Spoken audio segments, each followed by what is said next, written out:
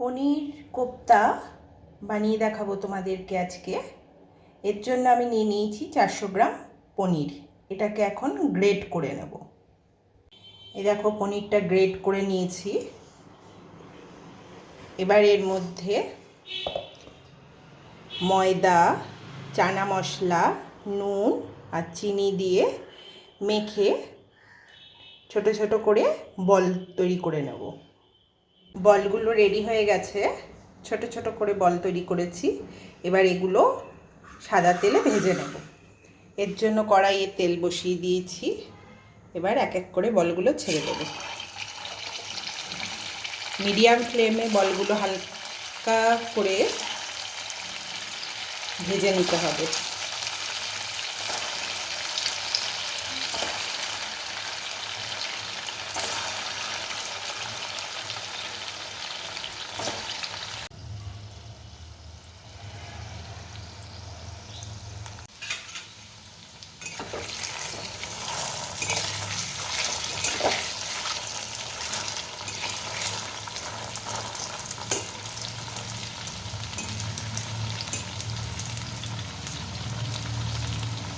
এক পাশ ভাজা হয়ে গেছে, উল্টে দিলাম।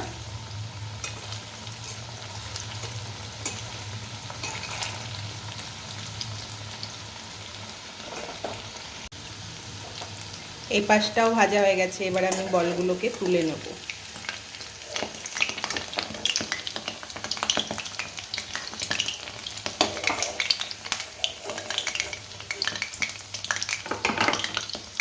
এভাবে প্রত্যেকটা বল আমি ভেজে নিই।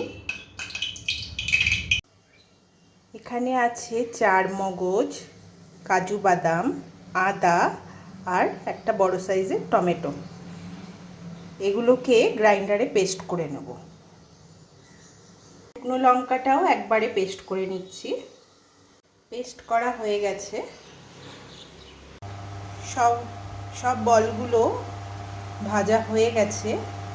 এবার এই ভাজা তেলের মধ্যেই আমি সাদা জিরে আর কালো জিরে ফোড়ন দেব।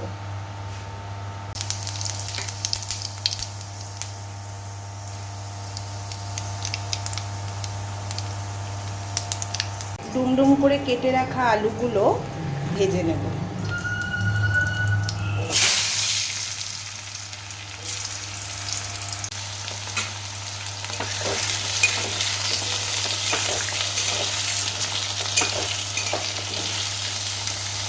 আলুগুলো হালকা লাল করে ভাজবো।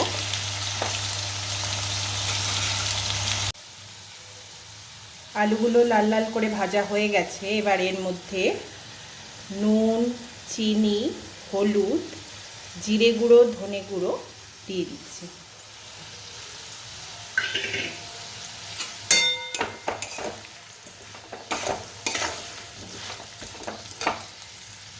এবার এর মধ্যে যে গ্রাইন্ডারে পেস্ট করে রেখেছিলাম মশলাটা, সেটাও দিয়ে দেব।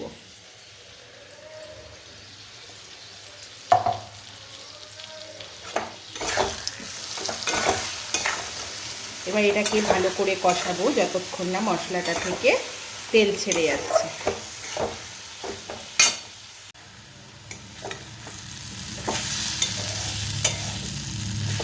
মশলাটা কষানো হয়ে গেছে।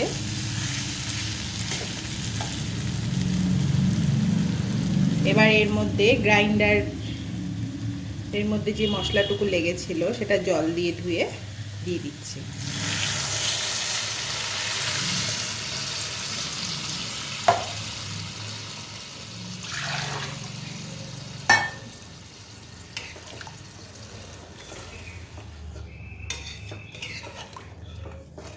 আলুগুলো একটু ভালো করে সেদ্ধ করে তারপর ফিরে আসছি। ঝোলটা ফুটে গেছে, আলুগুলোও সেদ্ধ হয়ে গেছে।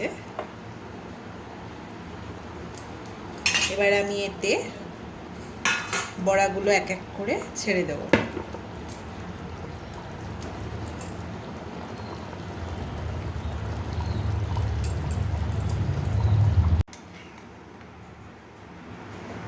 বড়াগুলো সব দিয়ে দিয়েছি। এবার আর বেশি ফোটাবো না, একটু সামান্য গরম মশলা দিয়ে দেবো। গরম মশলা গুঁড়ো দিয়ে দিচ্ছি। একটু ঘি দিয়ে দেবো।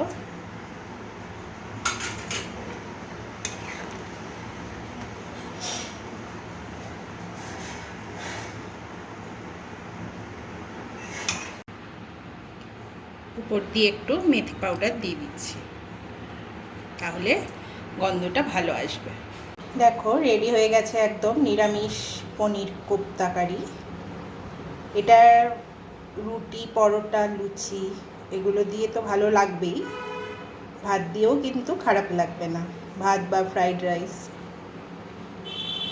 আমার এই রান্নাটা যদি তোমাদের ভালো লাগে তাহলে প্লিজ লাইক করো, শেয়ার করো বন্ধুদের সাথে, সাবস্ক্রাইব করো, আর কমেন্টস করে অবশ্যই জানিও কেমন হয়েছে। পাশে থেকো।